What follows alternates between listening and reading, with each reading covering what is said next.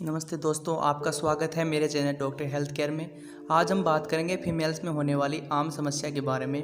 भारत में यह समस्या इतनी आम है कि यहाँ 10 औरतों में से एक औरत ऐसी है जिसको यह प्रॉब्लम है। हम बात कर रहे हैं मेंस्ट्रुअल या पीरियड्स का अपने टाइम से लेट आना या महीनों भर तक नहीं आना, मतलब पीरियड्स इरेगुलरिटी के बारे में। जो भी मेरे चैनल पर नया है प्लीज़ सब्सक्राइब करें और अगर वीडियो इन्फॉर्मेटिव लगे तो वीडियो को लाइक ज़रूर करें। सबसे पहले हम बात करेंगे नॉर्मल पीरियड्स टाइम क्या होता है। एक लेडी में 28 से 32 दिन का नॉर्मल पीरियड टाइम होता है। कैसे कैलकुलेट करते हैं? जो आपको पहला पीरियड्स आया उसका फर्स्ट डे और दूसरे पीरियड्स का फर्स्ट डे और इन दोनों के बीच जितने दिनों का गैप होता है वो नॉर्मल पीरियड टाइम होता है। नॉर्मल पीरियड से 2 से 5 दिनों का होता है। ये कभी कभी 2 से 7 दिन भी हो सकता है। अगर किसी को 21 दिन के अंतराल में या किसी को 38 दिन के अंतराल में पीरियड्स आ रहे हैं तो ये भी नॉर्मल ही है, क्योंकि हर औरत की बॉडी अलग होती है। 12 से 15 साल की लड़की जिसको अभी अभी पीरियड्स आना स्टार्ट हुए हैं, अगर उनको पीरियड्स लेट आते हैं तो ये नॉर्मल है। और 45 से 50 साल की लेडी को अगर पीरियड्स लेट आ रहे हैं तो ये भी नॉर्मल है, क्योंकि वो मोनोपॉज की तरफ बढ़ रही है। पीरियड्स लेट आने के कई कारण हो सकते हैं। पहला, स्ट्रेस, मतलब अगर किसी लेडी को तनाव है तो इस स्थिति में भी टाइम लेट हो सकता है। दूसरा, वज़न बढ़ा हुआ होना या वज़न का बहुत ही कम होना, मतलब अगर वज़न बढ़ा हुआ है या वज़न कम है तो इस स्थिति में भी पीरियड्स लेट आना स्वाभाविक है।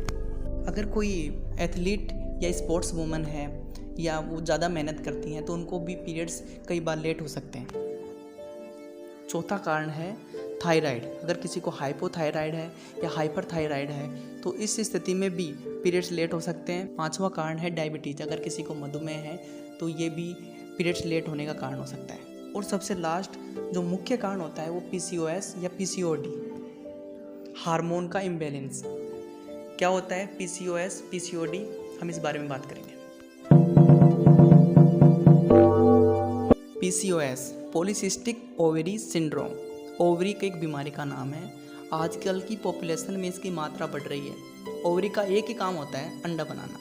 अंडा बनाने के लिए पहला हार्मोन एस्ट्रोजन ओवरी बनाती है और अंडा जब ओवरी के बाहर आता है तब दूसरा हार्मोन बनता है जिसका नाम प्रोजेस्टेरोन है।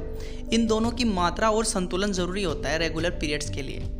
अगर एक अंडे के बदले बहुत सारे अंडे बनने शुरू हो जाते हैं तो कोई भी अंडे का निर्माण बराबर नहीं हो पाता, जिससे प्रोजेस्टेरोन हार्मोन नहीं आता।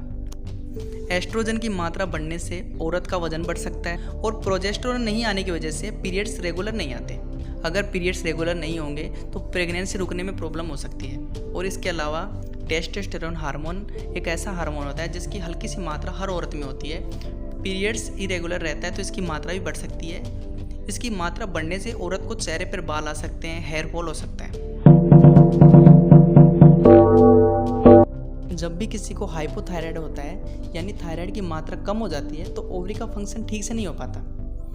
दूसरा कारण है अगर इंसुलिन की मात्रा ज़्यादा रहती है तो ओवरी पर असर पड़ता है। अंडा बनाने के लिए जो एनवायरनमेंट चाहिए वो ओवरी में ठीक से नहीं हो पाता। तीसरा कारण है एड्रिनल ग्लैंड, जो किडनी के ऊपर होता है। वो टेस्टोस्टेरोन हार्मोन बनाता है। अगर इसकी मात्रा बढ़ जाती है तो भी ओवरी का फंक्शन ठीक से नहीं हो पाता। अगला कारण है प्रोलैक्टिन हार्मोन, पिट्यूटरी ग्लैंड, जो हमारी ब्रेन में ग्लैंड होता है। इस हार्मोन की मात्रा स्ट्रेस की वजह से या किसी कारण की वजह से, ट्यूमर की वजह से बढ़ जाती है, जिससे ओवरी का काम ठीक से नहीं हो पाता। जेनेटिक्स और लाइफ स्टाइल ये भी मुख्य कारण होते हैं हार्मोन इम्बैलेंस के। जिन लड़कियों में पीरियड्स की समस्या देखने को मिलती है उन्हीं लड़कियों में पॉलीसिस्टिक ओवरियन डिजीज़ की समस्या का सामना करना पड़ता है। अगर कम उम्र के चलते ही इस समस्या का पता लग जाए तो इसे काबू में किया जा सकता है। इसके कुछ लक्षण हैं: वज़न बढ़ना, मासिक धर्म चक्र में रुकावट, थकान, शरीर व चेहरे पर एक्स्ट्रा हेयर ग्रोथ का होना, बाल पतले होना, पेल्विक पेन होना, मुहासे, सिर दर्द, नींद की समस्याएं और मूड स्विंग आदि शामिल हैं। इसके अलावा हाई ब्लड प्रेशर, डायबिटीज़ व दूसरे हार्मोन्स का असंतुलन भी बढ़ने पर हो सकते हैं। ये कंडीशन ज़्यादा गंभीर होने पर महिलाओं को प्रेग्नेंट होने में भी मुश्किल होती है।